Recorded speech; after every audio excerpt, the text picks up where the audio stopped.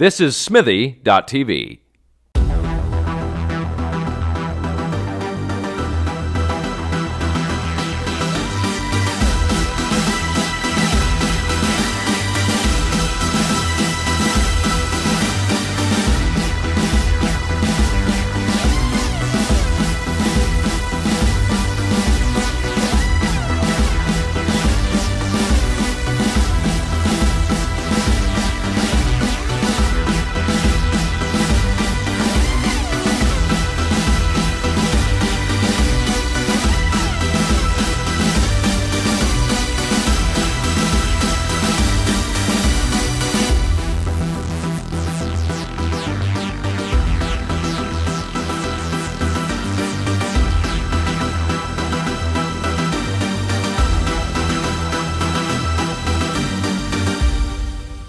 Good evening, and welcome to Smithy TV, and another episode of the Mind Reels. They just keep coming. They sure do. I'm Tim. With me, as always, is Sue. Hello. Like the hits. Yeah. We have been very busy, We have. and it's about to get so much busier. We've got conventions, we've got film festivals, we've got interviews. We do. It's crazy. But you also got a present this week, though, too. I sure did. You did. And we're just going to share this because if anybody knows Sue knows she loves her pie. Hudson. Her Hudson. I can't see you anymore, Bonnie, so. Bonnie's making suggestive motions My friend with her hands. suggestive of They what? looked, there was... I'm like, what? But that was very cool. Our friend Laura painted a picture of Hudson for me based on one of the photographs that I took early on in his young life. And it's awesome. It It's is been awesome. hanging out at work for the last couple of days because the weather's been shite outside, so now I'm taking it home. And you're also all duded up tonight. I'm stoned tonight, Mom. Not like you're thinking. Get your mind out of the gutter, Mom. But yeah. We have a great guest tonight. Yes, we One do. of our first awesome guests. It was one of our even first an early guests, on yeah. one. We're welcoming... It was one that we didn't know. That's right. It was, that was cold. That was a cold interview. We just kind of went in cold. But we're happy to welcome Jay Ferguson to our studio. Yay! Thanks for having me, guys. This is Really? technically our studio. Alright, it's our I studio. love it. Everybody out there, you gotta know, this is a wicked studio. I just walked into it 5 minutes ago. I love it. It's an awesome space. This is people would kill for the studio. So I love it. It's awesome. Guidestones Season 3 will all be shot right here. That's the whole thing. In miniature, against the green screen. Against over screen, there. exactly. Yeah. Animated, it'll be. So I actually did that. I remember when I was a kid. And I was fascinated with Star Wars, of course, and so I had all the Star Wars action figures, right, and a big Millennium Falcon, right, Bastard. and all this awesome stuff. Bastard. And no, seriously, it was good. I was really lucky. And then, but a friend of mine who's the rich kid on the block, Oh, I hated those. he had but he was my friend, and it was actually good because he had a video recorder, and it was in the days before there were video recorders. In fact, VCRs had just come out. Yeah. So this video camera, though, all you could do with it was that it had to be tethered. It wasn't. Oh, wow. It couldn't record on its own. Oh, You had to really? actually plug the video I know those recorder ones. into a VCR. So we had this 50-foot piece of cable, and we tethered it to the VCR in my basement, and we would shoot all sorts of stuff, and which was amazing. But with this camera, but then what was amazing was that we took our Star Wars action figures, and we tried to do stop motion Yeah. with them. But the thing was is that this camera was a terrible camera, right? I mean, it was a miracle of technology at the time, but it was terrible. And so when you pressed record, it would take a second for it to start recording, yeah. and then when you press stop, yeah. there was a There's a rollback. rollback. Right. I So it remember was that. so you couldn't just go click, Yeah. click, click. It was you had to go click, and then know exactly how long it would be to get a little bit, and then you go click. And it was There's a couple and then of you frames move the now. thing, Yeah. and then you do it, and we would do this for hours and hours, and it was all done in camera, right? So afterwards, we would then go, okay, let's play it back after all this hard work, and you'd play back, and then this thing would go across the couch or whatever, and it would be but it would move, and it was That's awesome. amazing, but it was oh my god, it was so imprecise. But so that's so I don't know where I came from on that, but that was It's what we're doing in front of the green screen. Exactly, next time. miniature. So I'm thinking, Yeah. Guidestone Season 3, we can totally get back. We can do it in miniature. We'll do it with Old some school. Star Wars figures. Yeah. I'm sure there'll be no problems with that. So Spinner would want So to. we'll both be like, we're gonna have to make her an action figure for sure. I think. Those would sell. I think we should definitely. Oh, are you kidding? I would buy 10 myself. Yeah, Yeah. because you get the Guidestones edition, you You get know the what? Porn Star edition. I'm just saying. Yeah. I wonder how hard it would be to get. I mean, if anybody out Custom there action knows figure. Yeah, how it's to gotta make be- an action figure made, let me know. I'll make some. 'Cause it can't be that. Because there's some difficult that do it with parts from existing Yeah. action figures, especially the G.I. Joe ones, because they're all just. Because Oh, that's we interesting. have we have Lego figures of us. Right. Yeah. Yeah, Well, so- I'd like to see those actually. Would you post those for me? I haven't seen them. I think they're on our page. I think, they? yeah, I we think should be so. able to dig Yeah. out a Oh, picture boy, of them okay. anyway. I'd like to see They're them. awesome. But Guidestones, man, I just rechecked on IMDb. You guys are sitting like at 8.8 on IMDb right now. Yeah, I just saw that again the other day as well too. It's like pretty awesome. Actually. So cool.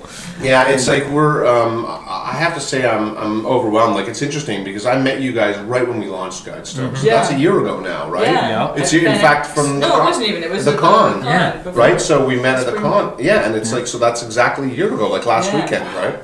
And so a lot has happened in a year for Guidestones for sure, and for you guys as well, which is really exciting. But We grow together. indeed, We'll get back together every couple of months. that's right. Yeah, exactly. No, it's a great way to do it actually. But so it's been like quite amazing, you know, like the reception to Guidestones has been phenomenal. People are loving it. The audience is growing, slowly growing.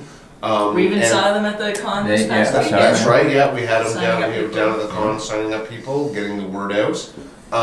And so it's been extremely successful. You know, what can I say? I mean, we have been getting incredible feedback, and I actually love the feedback. It's my favorite part of it, Yeah. good or bad. Honestly, I love the feedback because the good feedback just makes you feel great. Yeah. And then the critical feedback is actually really good because then it allows me to make it better. Yeah, Oh, yeah. exactly. You know, the other day we got a review, and we've been getting just like positive reviews across the board. I mean, occasionally people will make a criticism. So we had a review, and it was a very good review because it wasn't just a review; it was a criticism.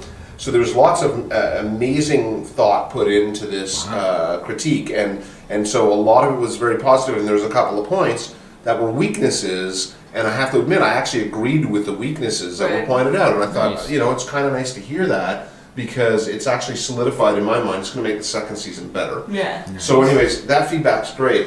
I mean, the other thing too that's been amazing is that we have just been doing so well in terms of awards and accolades. Oh my God, It's yeah. like, Emmy. yeah. We got an international Emmy nomination. Like an Emmy nomination. Yeah, Like, that's crazy. I saw It's that so on the insane. page. I'm like, that's just. Remember when they were just starting? No, I mean, I gotta say, it's I like... was like, share. Yeah. Oh, I know. It's just incredible. It's like, and I mean, so that's amazing. But then, you know, so essentially over the course of the last year, we've received, I think it's 14 either nominations or awards, and from all over the world.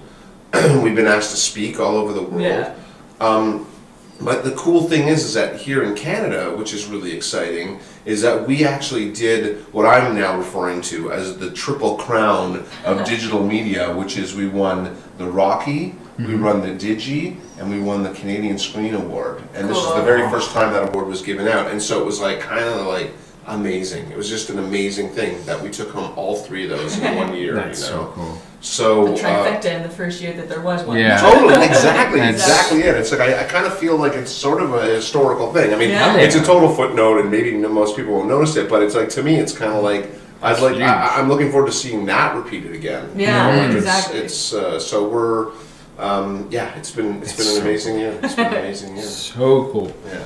And then you guys do the every couple of months you have a big Guidestones get together now, and you're doing stuff on the net like a live broadcast. And there's meetings. the fan thing that I just got. Yeah, today. I just got that. Yeah, yesterday. Yesterday. Yeah. Yeah. So, so I mean, one of the things, a couple things we're trying to do, and one of the things that we're learning about this space, and because how do I put it? We're constantly having to break ground, right? Because this has sort of never been done before. And in fact, I'm having like people are now coming to me and saying like, how do you do this? And it's like I say, well, I've done this part. I can sort of talk about this, and I'm sort of trying to figure out this part. But I have a really smart team at the studio, and we're working very hard to engage our fans. So there's kind of three fronts that we're working on. One is we're trying to get new people to watch, so essentially outreach, which is the hardest part. It's really hard to get people to watch. You know, that's the hardest thing, right?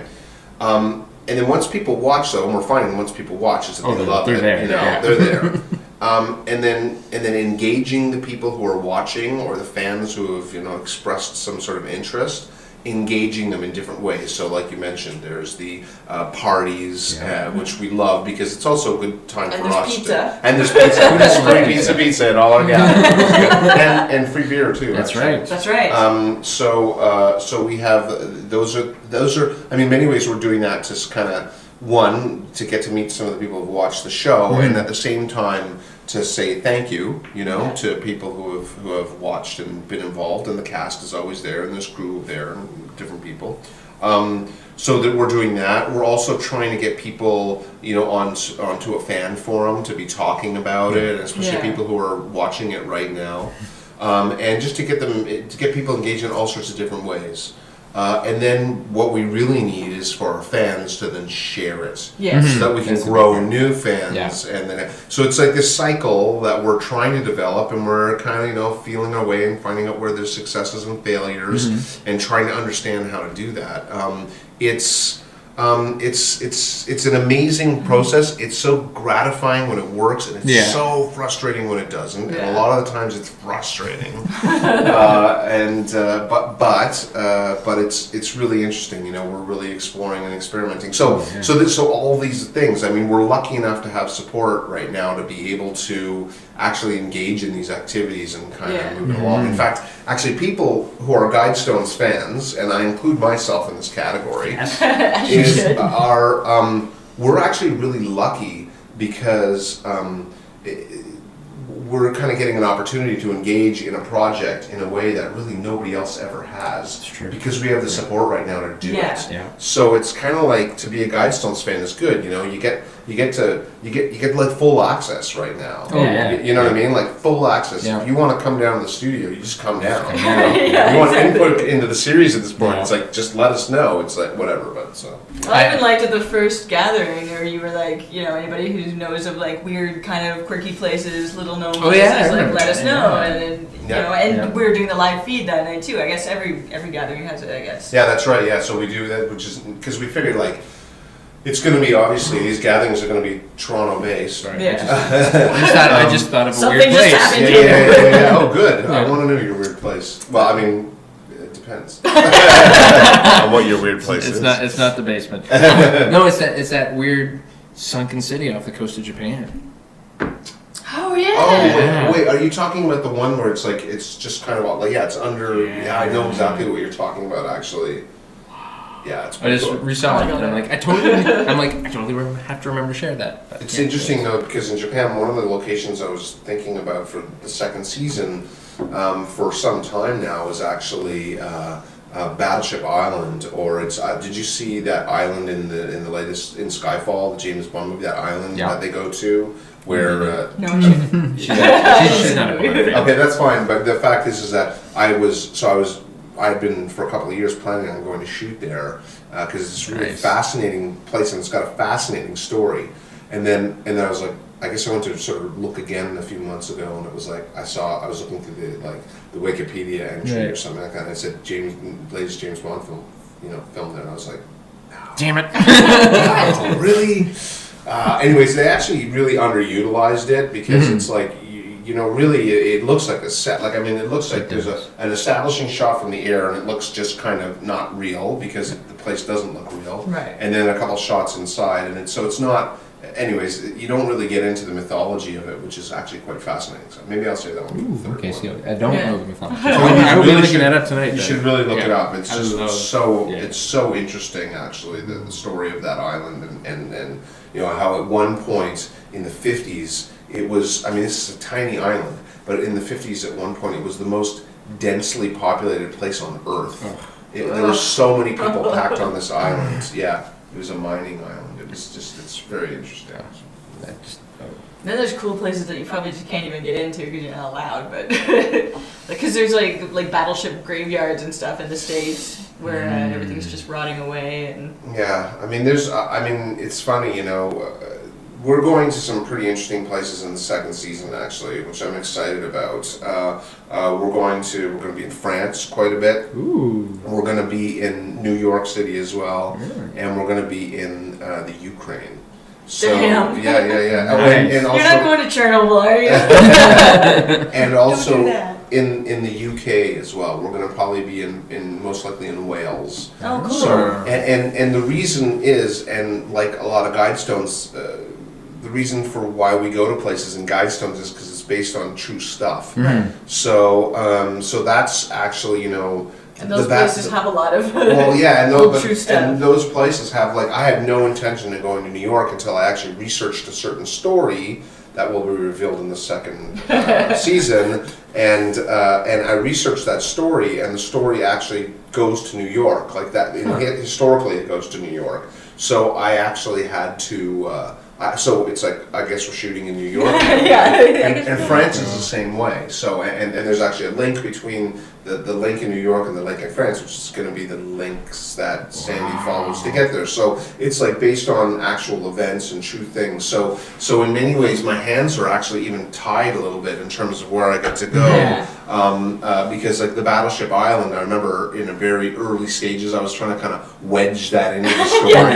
But really, I mean, so the James Bond thing was like one thing, but the fact was that at that point I was really only using it because it was like this crazy cool location. And I was just like, it's just been used, and the fact is that it has like no link to the story at all. Damn it. So I give it a couple years. Yeah. And then we'll find a link. We'll find a link.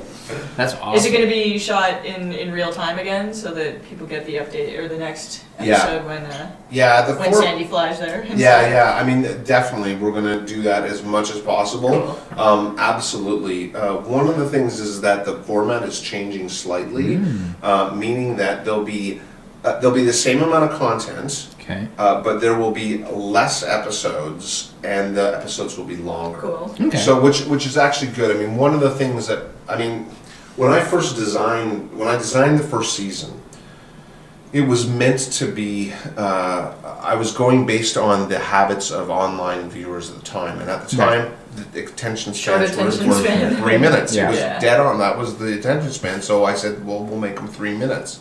And then it's funny because over the course of the last year since we've launched, people are going like, people sort of go like, it could probably be longer. It's like I'm just kind of so getting into it in the end, and the fact is that attention spans have grown online, and so I'm going for YouTube even lets you upload longer videos now, right? Well, and in fact, YouTube is actually even and. I probably won't get this right, but because it gets into their algorithms and whatever it is. But the fact is that YouTube right now, before it was always about number of hits, right? And it was always like if you got a lot of hits, then you would be sort of higher up in terms of their search credibility. And the fact is that that's no longer the case. It's going to be number of hits plus retention. So what YouTube is trying to do now is they're trying to get people to watch longer or create longer content or get away from the short form. And at the same time, attention spans are getting longer. You know whose fault that is? That's our fault. We did that to YouTube. We did that. That was all us. You guys were watching too long? Well, no. Our episodes... not long enough? Because we had Emily Andrus, the showrunner for Last Girl, was on, and...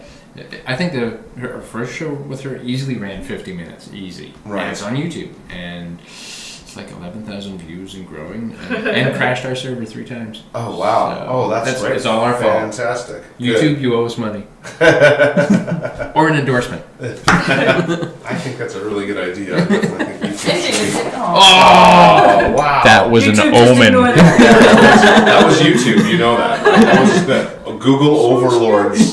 We're sorry.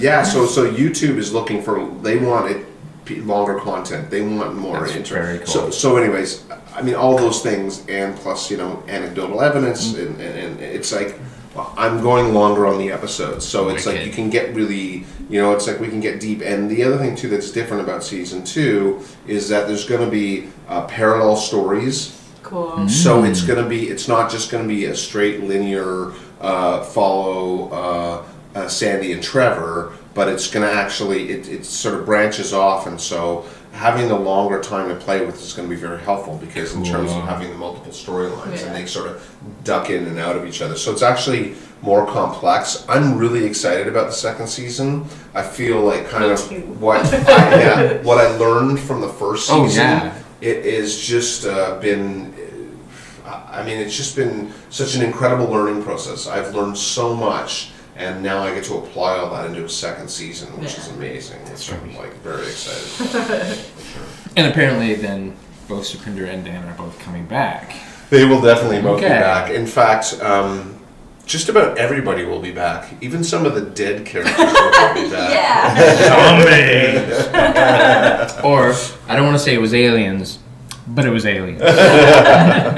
Actually, we should get you guys as a cameo. Yes, we should. It's like seriously. Let's fly to France. That's not gonna happen. Yeah. No, I'm gonna figure out. Let's go to Wales, dude. Yeah. And then we can go to Cardiff, and I can see Doctor Who. Oh my gosh, that's a great idea. You guys should come. Well, look, we're gonna figure out a way. So it'll be spot the mind reels in the show. Well, we'll get you for sure. With a little QRU. We'll loan you the Lego figures, and you just have it in the background somewhere. That's great. Yeah. Well. Little stop motion animation. Spot the mind reel. That doesn't stand out at all. No. I'm so glad though that everybody's coming back though, because I'm actually really excited, because I think that also the characters are going to develop in a way that I think is going to be really fun, and it's going to be really fun for Dan and Supinder too, because they're going to get to do some really fun stuff. And the nice thing about this one is that they've already established their characters, and the characters are solid, and now they can kind of go in a different way with them. And I'm really going to push for that. Like, I want to see like a really great, they both had great transitions in the first episode or the first season, but in this season I'm really excited to see, because I think they're going to love it. They're going to get their chops into it, and they're going to be able to like really take it from where they are now and go to a whole different place. So it's really cool. Which is too bad, really, because they suck as people. they do. Yeah, they're terrible. Just They are. terrible. And neither of them are very attractive. I don't know what the casting. terrible. Yeah, I don't know how they got cast. I don't know what happened there. No. You're just so damn likable. So you're telling me Dan went to Peru and didn't come up with anything cool Yeah, to seriously. visit when What was he doing? He's going back. Is he? Yeah, he's like he's going back to Peru like in 2 weeks or something like that. He was like about a month ago. He said, "Gee, are we going to be shooting anytime soon?" I was like, "Not necessarily right away. Why? What's up?" And he goes, "I'm gonna go back to Peru." I get it. I've actually been to Peru. I want to go. It's like incredible. In fact, season 3, I want to find like a South American storyline, because no doubt you can link a few places down there together. Nazca lines, man. The Nazca lines. I mean, it's like everything, and like, I mean, you really have to visit Machu Picchu. Like, it's like that place. I mean, I know it's like the kind of it's like we'll be in that episode too. Yeah, no, but it's like, everybody says, "Oh, you gotta go see this. You gotta," but like honestly, it's like you can look at the pictures. It's pretty impressive, but you walk into that place and you look at it and you go like, "Whoa, this is crazy." Yeah. Like, and you're somebody dwarfed. built this. Yeah, like out here. I mean, it's no wonder it was lost for so long. But anyways. The places are incredible, and they'd be really, really fun to shoot in. Oh, hell yeah. Yeah. Gotta go. And I mean, that would be kind of neat anyway, to have something, well, it's not necessarily a tourist destination, but it's a popular destination, and then have this whole little dark undercurrent of a mystery going on, so people who are going there could be like, there could be something going on here right now. Yeah, no, you're actually. I love that idea that on the surface it's one thing and then underneath there's just so much else going on. Yeah. No, absolutely right. Absolutely right. And then you feel special because you're one of the only people that knows about the yeah, yeah. Well, yeah, and it's also, you can find these interesting details that, I remember once hearing a song by a band named Spirit of the West. I don't know if you guys have ever heard of them. Anyways, they're from this band from Vancouver. I know Home for a Rest. Home for a Rest, there you go. Anyways, they wrote a song once that I heard, and they were talking about a painting that is in the National Gallery in Ottawa. And I actually went and found that painting when I was there. And it was so cool because I just thought, like, I'm sort of sharing. You're part of a club. It's like kind of neat. It's actually really great. I love stuff. In a way, that's what Da Vinci Code made me want to do, is go look at, because I was like, what, really? Now I need to go look at the picture again and see all this stuff I allegedly didn't see before. Well, totally, and like this is exactly what Guidestones is about. Exactly. It's like It really every single thing. I mean, in fact, in terms of production, it was a real pain because it was like I was adamant that we didn't shoot a place for another place, that we shot you shot for everywhere where it took place, and the addresses are there, and everything's there. So, and some of it's part of the actual story, and some of it's fiction, but even the fiction elements are real. Like we never doubled one place for another. So, I mean, there are. I would like Google Map some of the places that you guys went, just so I could like put the little guy down there on Street View and. Totally, and it was all there, right? Yeah, it was all exactly like it was in the show. It was exactly how it was, and so that's why if the point was is that like you can go and check these places out even before the characters get there, and that I mean, there's a reason why. When you make a film, you can kind of cheat it all, right? It's like, we could shoot this place for wherever. It's like we just need a building to walk into. And it's like, nope, we have to have the actual building to walk into. So it added a whole other layer to the structure of it. But but we'll continue to do that because I want people to get as close as possible as they can from at home. Like I want them to be able to go to these places online and experience them.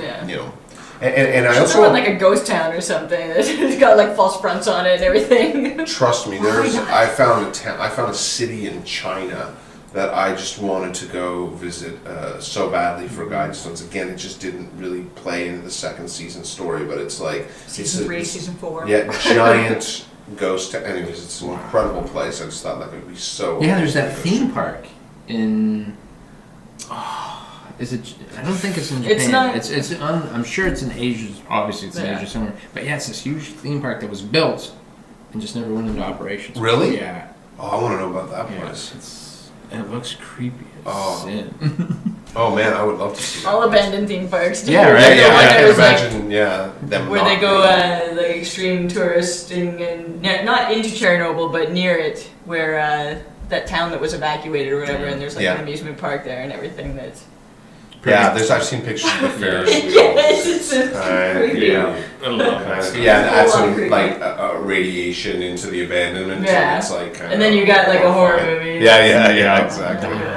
But still, the whole idea is very creepy. Just don't go there. But so far, we've got Wales, we've got France, and we've got New York. Yeah, and the Ukraine. And the Ukraine.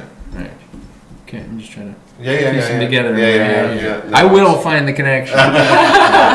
Please do. Or hopefully Sandy will help lead you there. Yes. And who wouldn't follow Sandy? Yeah, right? Exactly. Sigh. Anyway. Supinder's adorable. No. She's great, actually. She's so talented. It was actually very fun to meet her after watching Guidestones because Sandy is so different from Supinder. She's so straight-laced and serious, and Supinder are not those things. No.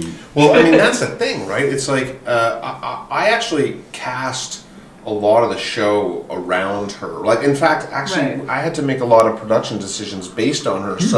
So when we didn't have a lot of money to make this thing, right?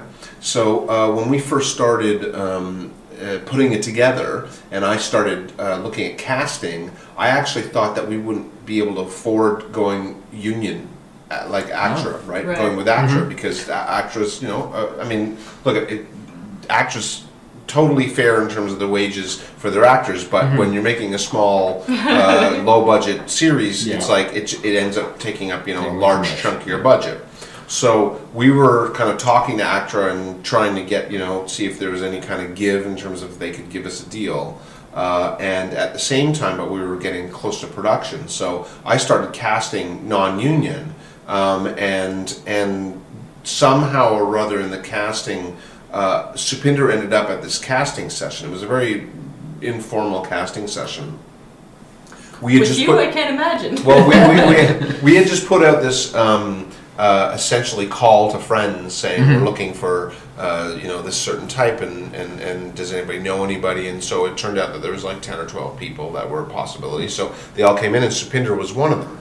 So Supinder came in, and she was like the second or maybe third person I saw. And like she just killed it in the audition. She was so good, right? And she just like got it.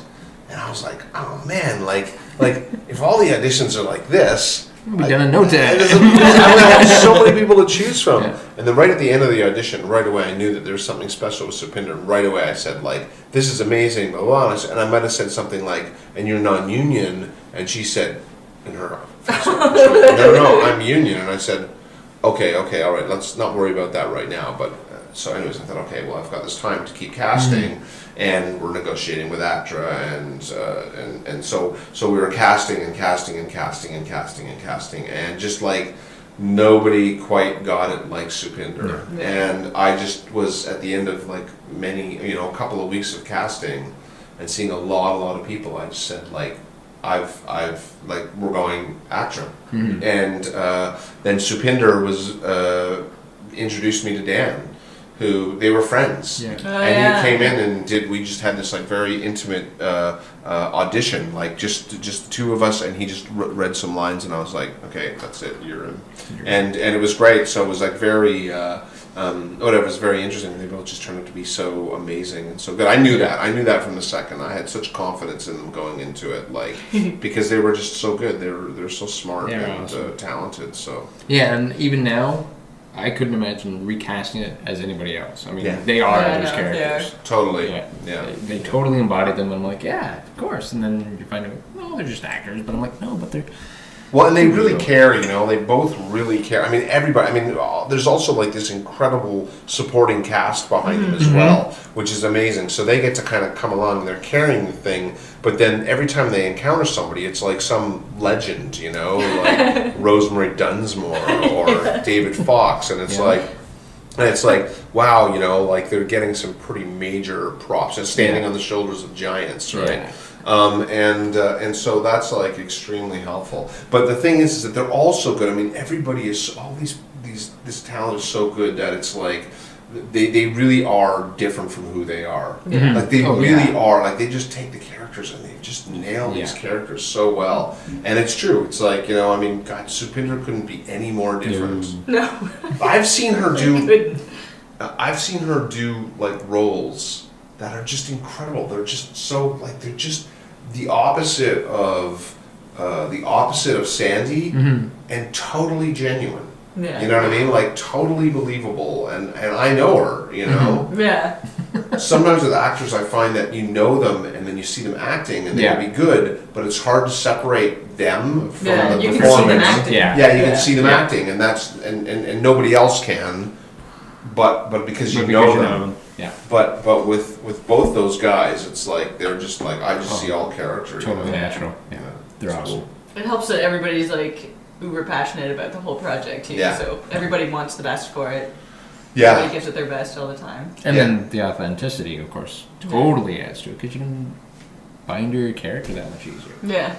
Because they're experiencing. I think Dan said it was actually creepy filming at the Guidestones. when you that's right, yeah. The Guidestones are a pretty creepy place. Actually, I encourage everybody to go visit them. It's like, they're such an interesting thing. I mean, I remember having, the whole backstory on the whole build of this project and where it came from, and after many months of being, steeped into it, and then after having shot the first half of the series, and then we shot Georgia next. So, and I remember when my production manager and I were like driving from Atlanta out towards where the Guidestones are, and I remember at one point thinking like, I hope they're there.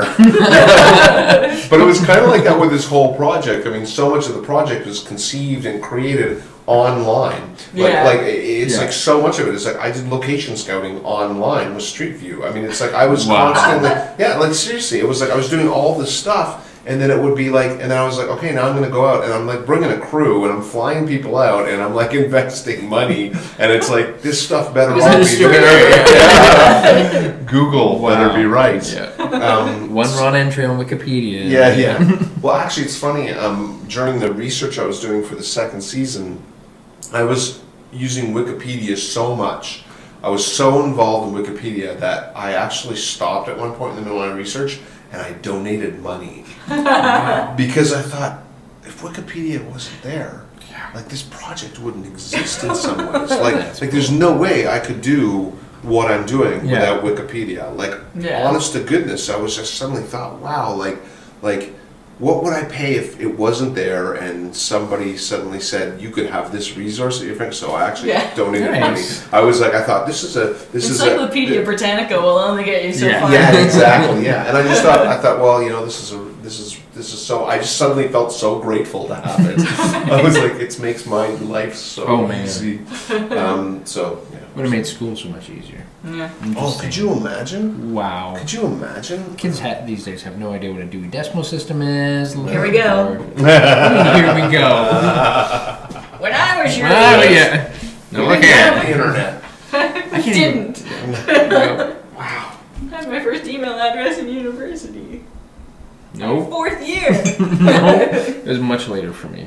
Wow. I actually didn't get my first email address I got after university, actually, and I remember I thought it was kind of like I didn't know if it would really be anything. Like I got internet. My first was like it was through the school. It wasn't Hotmail or anything, and I used the computer lab. I got a Simpatico address, and I actually remember I just was like I got the address, and I thought, am I ever going to use this? I kind of had to get one because I was signing up to get internet, and the internet I barely used either. It was like, you go to a page, but my computer just would crash every time. I would get about maybe a minute or two, honestly, and then I'd click on something, and then it would just crash, and it was somebody would try to call you and like knock you off. It was brutal. Bonnie's just shaking her head because she has no idea what we're talking about. I read it in the history books. No, but I remember it was like, so I got an email address, and I probably didn't even use it for a year after I had it, you know, like it was probably just like, I mean, and then I remember the first time, oh my God, nobody wants to hear this, but I remember the first time I actually made a plan with somebody through email to meet somewhere and didn't actually confirm by phone or, well, I guess that was it, confirmed by phone. Yeah. Or, you know, it was just like, and so I remember sitting in a coffee shop and going like, this person's actually going to show up. I mean, it was really that early, right? It was kind of like, how reliable is this information? My friend Darryl and I used to sit in the same computer lab and send emails to each other, and we thought it was hilarious. Right, Watch him get the message. Yeah, totally. This is awesome. I know, it's crazy. The internet is amazing. We can talk to each other in the same room. Yeah. It's very cool that we brought this up, though, because Guidestones has kind of embraced, like, all of this new technology and put it into the series to make it completely interactive. I mean, there was the QRU scanner, which I would never have put on my phone if it wasn't for Guidestones. Right. And now I keep wanting to scan. I want to scan everything now because of you assholes. Well, you know, it's actually really interesting because the QR codes were really just starting to hit when I was doing putting Guidestones together, and actually Anthony Baird, the editor, one of the editors of Guidestones, who's an old friend of mine, we went to film school together, and he actually, I remember while I was writing Guidestones, he actually said to me, you know, have you ever heard of a QR code? And I was like, I have no idea what you're talking about. And he like explained it to me once. I remember we were having a beer, and he said like, okay, you can do this, and I don't think he actually showed me, but he just explained it to me, and I still didn't even totally understand it. It was kind of a bit hard to understand.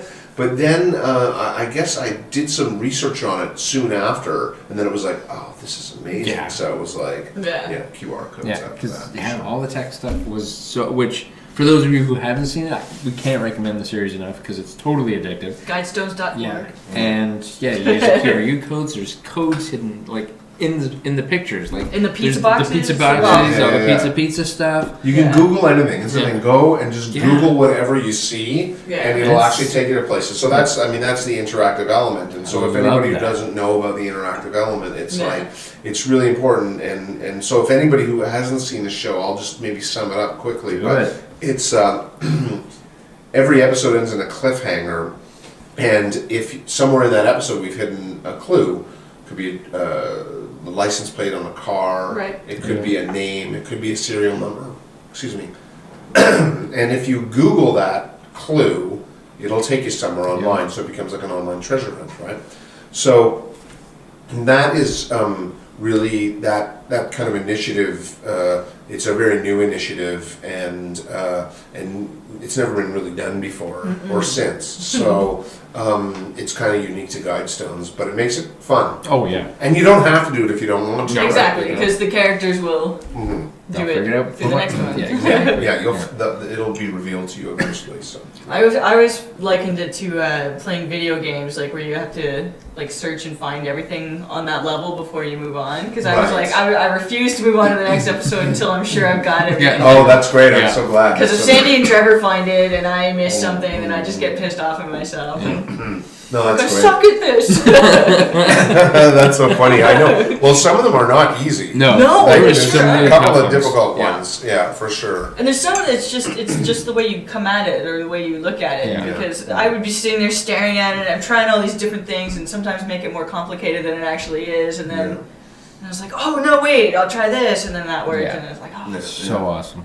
Man, that took a lot of time. It's actually funny because I'm writing the second season right now, and I'm pretty close to being finished the first draft, and I actually haven't included any QR codes in this one.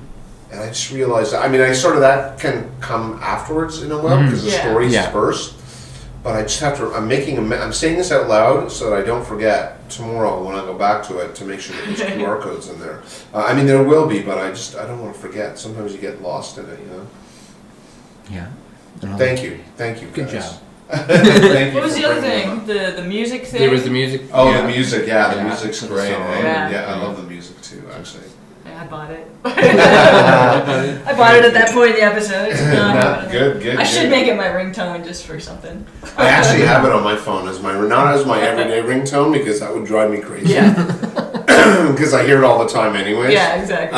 But it's like for when I put the timer on, and it's funny, it'll go and it'll ring, and I'll suddenly, Right now my alarm is the X-Files theme, but I should change it to those Guidestones. Totally. Definitely. I don't have. It'd throw off my cat too, 'cause right now he's like, oh, it's feeding time, as soon as my alarm goes off. See, maybe he wouldn't bother you so much. Yeah. That's right. Yeah. He'd be like, what? Guidestones, saving you from your cats. Not just saving the world. Yeah, that's right. But so first draft almost done is what you're saying. First draft is almost done. Very excited, actually. I'm really loving this script right now. I really am. It's fun. I will hand it over very soon to Jeremy Diamond, who's my co-writer, and he will go through and he will make it a lot better after many painful comments. What are you talking about? It's perfect. It's perfect, Jeremy. like it is. No, it's great. So, and Denny Silverthorne also is one of the producers. He's an incredibly good story editor. So it's nice. So I like to just kind of lay it down and then let other people attack it, and we'll hammer it into shape. Yeah. So and then hopefully be shooting very soon after that. So. That'll be awesome. I'm really I excited. think each time you go to a different location, you should have Tim and I go by in the background. There's those guys again. It must mean something. We could be wearing thick sunglasses. You get a QR code. Yeah, that's find them on Reels. Freeze frame them and Yeah. I love it. It must mean something. They're everywhere. Yeah. Yep. I'm always thinking. It's very good. Waste There's of going to be a travel. lot of expensive traveling. Well, you guys should tour with us for sure. Yeah. It's not going to be cheap travel on this one, but it'll be awesome. Yeah. And but the great thing about that is if it's anything like last time, your entire budget ends up on the screen. It's all there. Oh, there's absolutely no doubt about that. Like, I mean, okay, on the one hand, I complain because I'm spoiled. I complain about our budget. But the fact is that compared to most online content, we're very high budget. Yes. Right. And we're very high budget in that sense, and very lucky because we actually have some amazing funding in this country. And it's the only country in the world doing it right now. So we have the Independent Production Fund, we have the OMDC, and now we have the CMF. So we have like money coming in from different sources. It's not a lot of money. But it's some money. Yeah. It's enough, like you said, to put it up on the screen. I mean, the principles cast aside, but most of the principles involved in this, in terms of the production side, aren't getting paid to do this, or they're getting paid very, very little. Yeah. So we're doing it because we love it, and we're trying to create something, and we're trying to also create a business model. We also have some brand partners, and they're incredibly supportive. Pizza, Samsung, Pizza, Toronto Blue Jays, Major League Baseball, William F. White, and Carbon Clothing. So it's like so all these brand partners and the other funding sources that we have, the IPF, the OMDC, and the CMF. All those people came together to support us and give us enough money to kind of just make the thing happen. Yeah. So like you said, like every single penny, we squeeze so much out of a penny. Like I swear, like unlike anything I've ever worked on before, because I know that if I don't squeeze every cent, then we're not going to reach the finish line, and we have to reach it. And so the fact is that we really don't waste. I mean, I can tell you, hotel rooms in India aren't that expensive, but Dan and I still shared a room the whole time we were there, just to say, you know what I mean, like quite literally, so we could take that little bit of extra money and put it on. And I mean, everybody was really good. Everybody was really supportive. That's the nice thing about it, is that everybody's like, like nobody was being a diva about it. Everybody was like, like I got no problems. Dan, you're such a diva, Dan. Actually, Dan, when we were in India, I got very sick at the end of the trip, and this happens often. You can pick something up in the water, probably is what it was. And I was just like, the last day of shooting, I was a mess actually, and then we came back to the hotel room, and Dan actually took care of me. He was like running back to the pharmacy and like making sure I was okay, and it was like I was so grateful that he was there taking care of me. Oh boy. You're the best roommate ever. Yeah, totally. Buddy. But also working on with such a small budget and working in those conditions, though, that's going to put everybody. It's going to form a much tighter group. I think you're just going to. I mean, you're going to be in each other's faces all the time and knocking elbows, but you're right there, and it's a family group as opposed to like a working group. Yeah. Oh, totally. Like there's really, if anybody had come out because they were coming out for a paycheck. Then it would have been a very different thing. And trust me, I work on lots of shoots where people are there for a paycheck, including myself. But the fact is that I've never treated anything I've ever worked on as a paycheck, because I actually like what I do. So but you do have to pay the bills. But all these people were there, and like we were having fun. We were on an adventure together, and that's going to be the second season as well. I mean, it's the only way we'll be able to do the second season, because the fact is that we're financially in about the same place, maybe a little bit better, but not that much. And I actually want to expand it. I want to raise the bar a little bit. So we've got to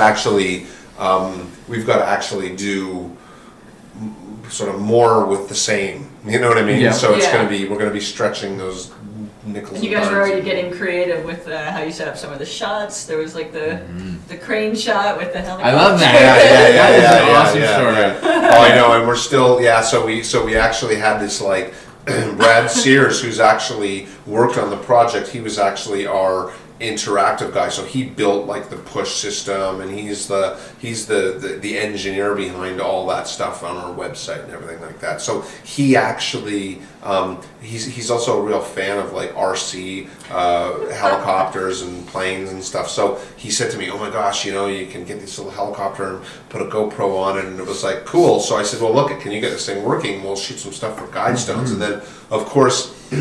Half the time it was broken because it was actually it was like a pretty early prototype, but it was like every time it was tested, it would kind of get, you know, like dented or something. Anyways, so we were constantly trying to get this thing to fly. And the one day we got it to fly, we got this one shot out of it, and it was awesome. It's a great shot. It's a great shot. No, it's a really amazing shot. Like, it was worth it all for that shot. But I think in season 2 I'm going to look into some more some different versions of that, because I would like to do some more aerial stuff. I've always been a fan. So yeah. And Lord knows GoPro's got more stuff out. Oh my gosh, yeah. GoPros. Yeah, no, I mean, it's been great actually, because we shot, you know, parts of the show on GoPro in season 1, and it blends just perfectly with everything else. It really works for the feel of the show, and so I'm definitely planning on doing that. In fact, there's a particular theme throughout it of surveillance. With like surveillance cameras, so the GoPros are great for that. Oh, cool. Yeah, they really give you that kind of sense of like surveillance. Being watched? Yeah. And that's why I used it in the first place, is because it was like, it has that feeling, and the fact is that these guys are constantly being like, you know, the feelings that they should be constantly feeling like they're being watched, you know. So. Love it. I can't wait. Yeah. Just hurry up. Come on. I was looking at Maybe I'll sign up and go through season 1 Yeah, well, again. I've got season 1. Actually, I still have them all saved in my Hotmail account. Oh, yeah, I have a file called Guidestones file. And that's right. I was looking at it the other day going, you know what? I should probably rewatch it again.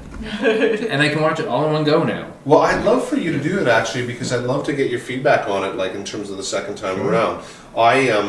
It's been a long time since I've watched it, but of course, you know, like, post-production on season 1 was about a year. And it was very, very long for that amount of content. But because of all the interactive elements, it was a very unique post-production, to say the least. And I mean, that's a whole story into itself in terms of how we did the post on it. But the fact is that I think, what did we do? We broke it down and we figured that we spent like, you know, what was it? Like a few days, like essentially a week per episode. Wow. And that's like on average 3 minutes long. Yeah. Right? And so it's like so imagine taking 3 minutes of content and working on it intensely for an entire week, you know, 6 days, like non-stop. And so that was... And it's not even stop motion. No, exactly. I mean, and that's not shooting it. That's just post, right? Yeah. So it was like, there was so... I became so familiar with it that it was kind of, by the end, it was like, you're going on judgment, but it's like kind of slightly skewed judgment. Yeah. And what happened was, so recently we got asked to submit some stuff to a place, and so they asked for some certain excerpts, and so I was like, okay. So we went back and we said, well, what scenes should we grab? And we pulled out a couple scenes, and I saw them for the first time in like maybe a year or something like that, and I really liked them.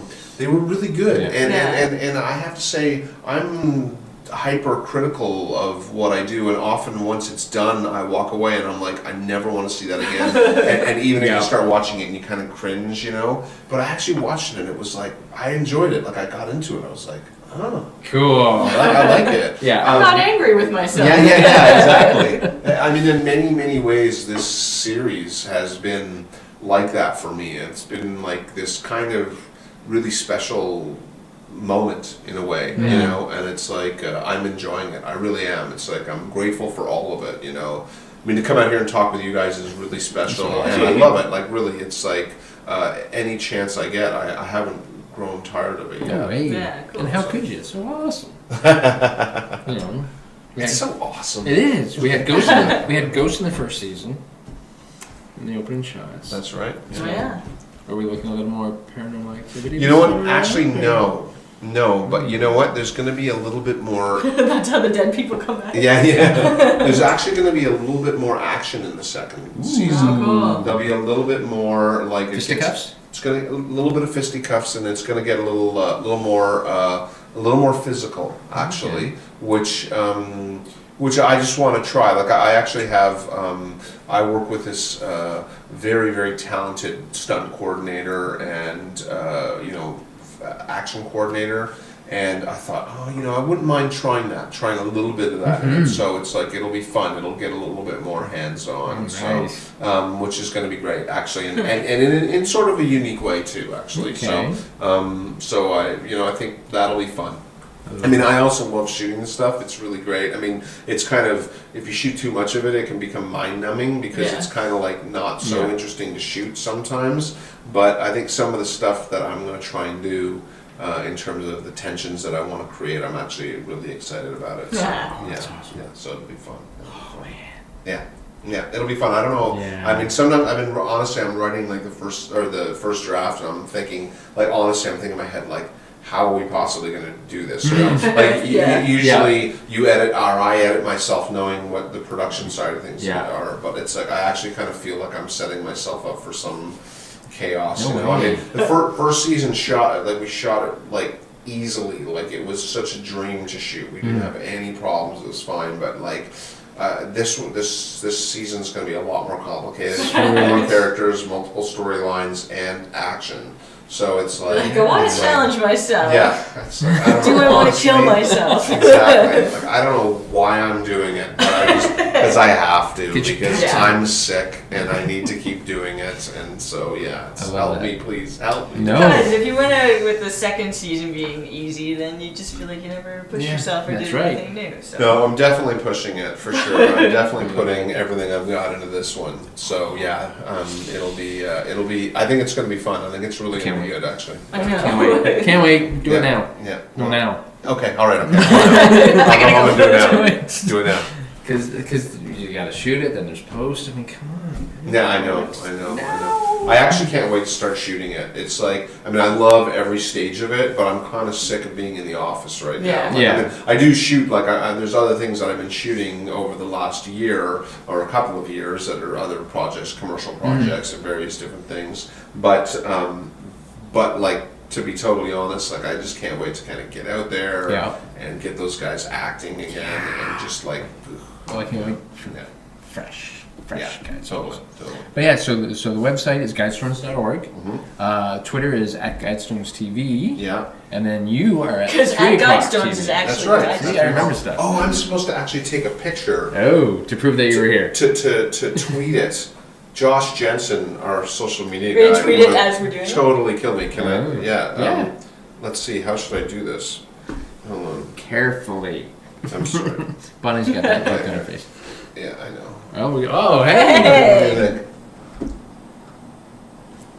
We're tweeting. We're tweeting. Okay. All right. So again, I'll save that until after we finish talking. But so if you haven't seen Guidestones, the first season, get out there and watch it. It's so awesome. Happens in real time. Yeah, and actually, sort of the other thing too is that for anybody who's watched the series or who hasn't watched the series, check out our YouTube channel, Guidestones TV, and subscribe because I'm doing like kind of 1-2 minutes little production diaries. Oh, so cool. talking about production, but also just talking to people in the industry who are sort of trying to, exploring and doing different things, or people of interest. Also people like, I'm doing one with Supinder and one with Dan and one with Anthony, the editor, and others. So it's like actually they're kind of fun and they're funny and they're only a couple of minutes long. So it's like Guidestones TV is the YouTube channel. So definitely go and check that out. To that too.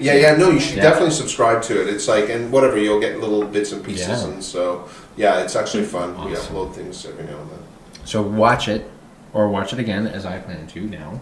Because now that I've talked about it, Just I really jump want to into go the home and rabbit just hole watch with it. both feet and So good. take the So ride. good. Yeah, it only takes like 2 minutes of your day. Maybe goes at maybe 8 minutes. I think was the longest episode. Yeah. But like they're mostly on Like average about 3 to 4 5 minutes. Yeah. So that's awesome.